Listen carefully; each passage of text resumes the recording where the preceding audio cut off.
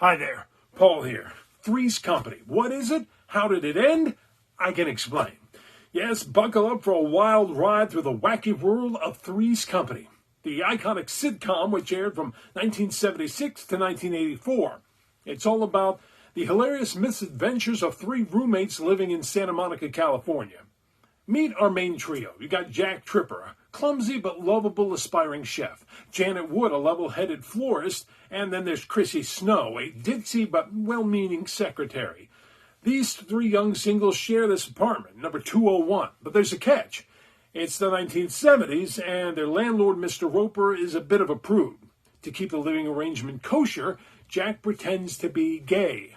Cue the endless misunderstandings and double entendres, sometimes triple.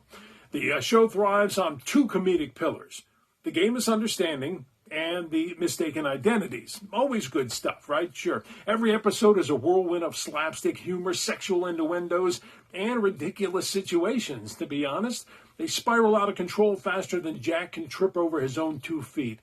But wait, there's more. The supporting cast, just as colorful. We've got the Ropers, Stanley, the cheap, grumpy landlord, and Helen, his frustrated, sex-starved wife.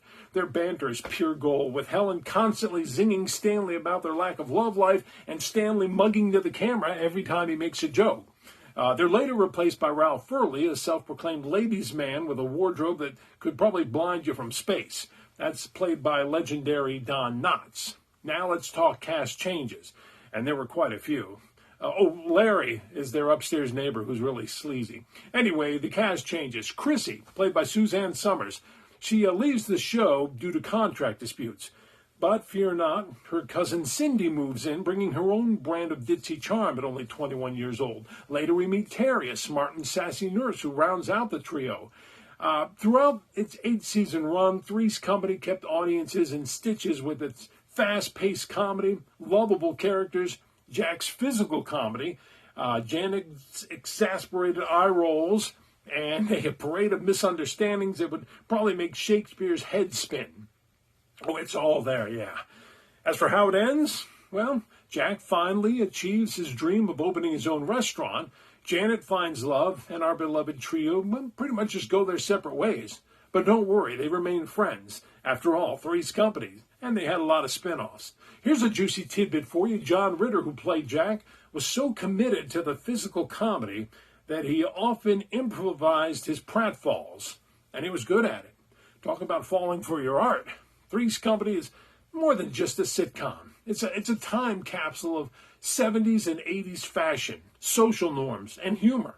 It's a world where misunderstandings reign supreme, and everybody loves it. Where a simple conversation can turn into a comedy of errors faster than you can say, "Come and knock on our door." So, whether you're a fan of classic sitcoms, love a good laugh, or just want to see what passed for scandalous TV in the 1970s, Three's Company is the show for you. It's a masterclass in comedic timing, really. Also physical humor and the art of the double take.